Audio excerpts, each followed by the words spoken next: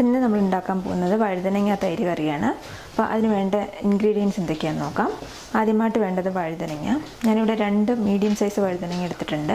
അതിതുപോലെ ചെറിയ കഷ്ണങ്ങളായിട്ട് മുറിച്ചെടുത്തത്. 2 പച്ചമുളക് നെടുകെ കീറിയെടുത്തത്. ഇനി ഇതിലേക്ക് അരച്ച് ചേർക്കാനായിട്ട് തേങ്ങ, 1/2 കപ്പ് തേങ്ങയാണ് ഇവിടെ ഞാൻ എടുത്തിരിക്കുന്നത്.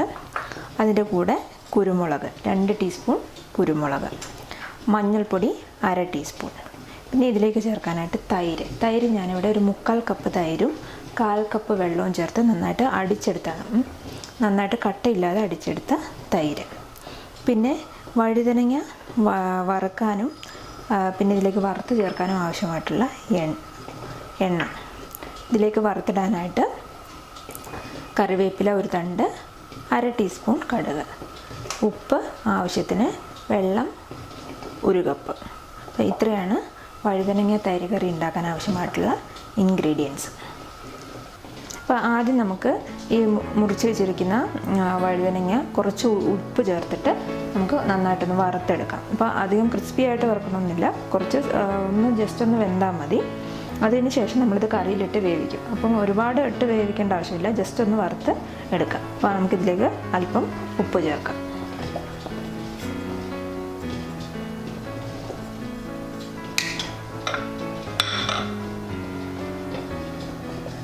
അപ്പോൾ നമുക്ക് വഴുതനങ്ങ വറുത്തെടുക്കാം. അതിനായിട്ടൊരു പാത്രം വെച്ച ശേഷം ഇപ്പോൾ നമ്മുടെ പാത്രം ചൂടായിട്ടുണ്ട്. നമുക്കിതിലേക്ക് എണ്ണ ഒഴിച്ചു കൊടുക്കാം. നമ്മുടെ എണ്ണ ചൂടായിട്ടുണ്ട്. നമുക്കിതിലേക്ക് നമ്മുടെ ഉപ്പ് ചേർത്ത് വെച്ചിരിക്കുന്ന വഴുതനങ്ങ ചേർത്ത് കൊടുക്കുക.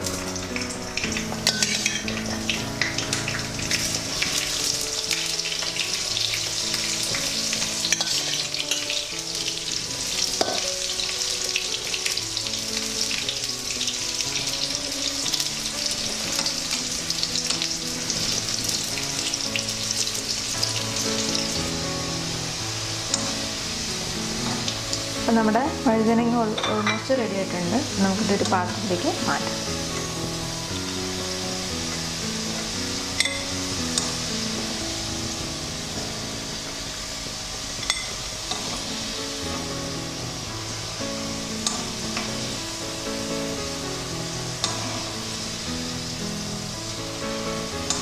ഇതിലേക്ക് നമുക്ക് അടുത്ത ബാച്ച് വഴുതനങ്ങ ഇട്ട് കൊടുക്കാം.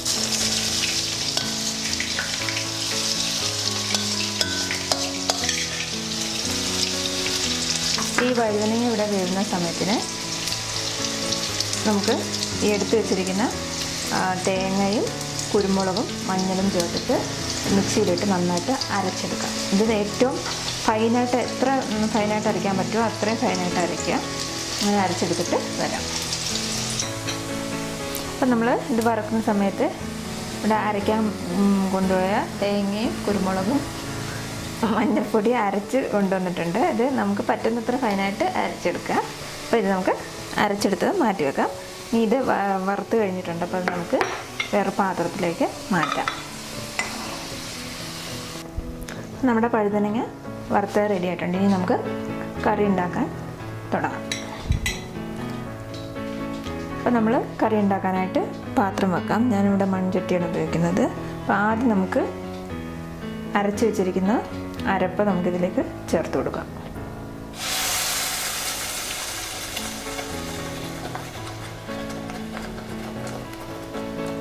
ഇതിലേക്ക് 1/2 കപ്പ് വെള്ളം ചേർത്ത് കൊടുക്കാം.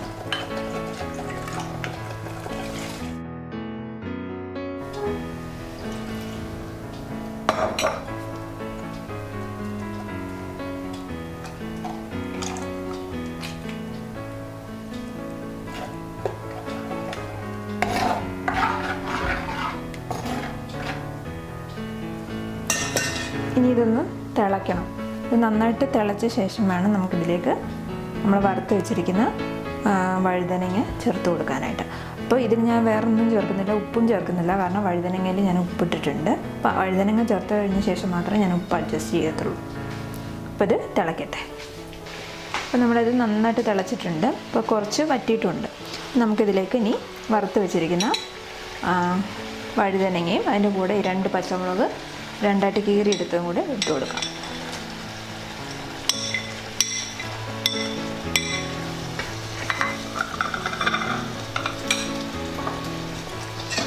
ഇതിൽ വെള്ളം കുറവാണെന്ന് തോന്നുന്നുണ്ടെങ്കിൽ, കാരണം ഇതിൽ വഴുതനങ്ങ കിടന്നിട്ടൊന്ന് വേവണം, അപ്പം വെള്ളം കുറവാണെന്ന് തോന്നുന്നുണ്ടെങ്കിൽ ബാക്കി നമ്മളൊരു കപ്പ് വെള്ളം എടുത്തിരുന്നു, അപ്പോൾ അരക്കപ്പേ ഞാനിതിൽ ഒഴിച്ചിട്ടുള്ളൂ, അപ്പോൾ ബാക്കി വെള്ളം കൂടി ഇതിലേക്ക് ഒഴിച്ചു കൊടുക്കാം.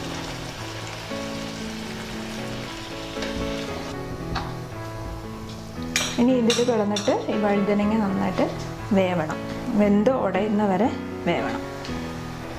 നമുക്കിത് അടച്ചു വെച്ചിട്ട് ഒരു മൂടി വെച്ച് അടച്ചു വെച്ച് വേവിക്കാം.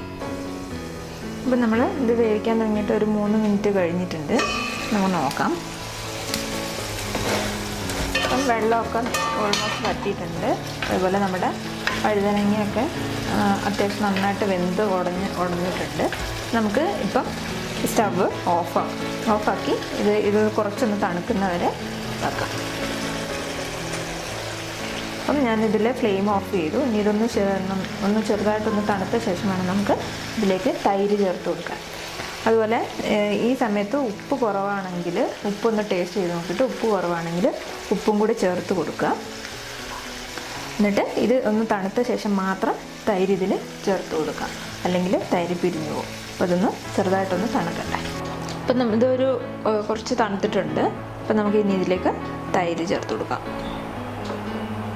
നമ്മളെടുത്ത് വെച്ചിരിക്കുന്ന തൈര് ഇതിലേക്ക് ചേർത്ത് കൊടുക്കും.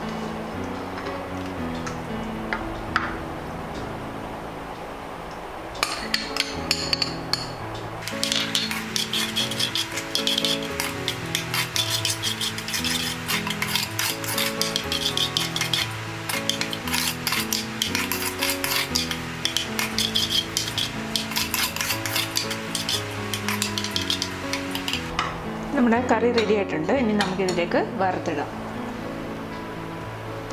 നമ്മൾ വഴുതനങ്ങ വറുക്കാനെടുത്ത എണ്ണ തന്നെയാണ് ഞാനിവിടെ ഉപയോഗിക്കുന്നത്.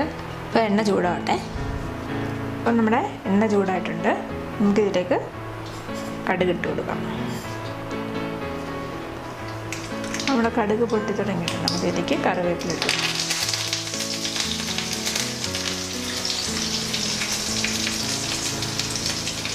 ഇനി നമുക്ക് തീ ഓഫ് ചെയ്യാം.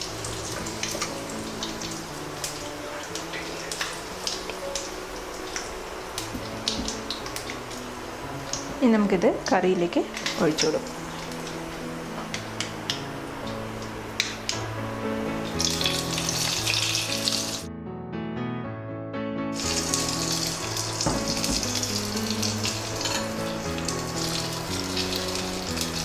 അപ്പം നമ്മുടെ വഴുതനങ്ങ തൈര് കറി റെഡി ആയിട്ടുണ്ട്.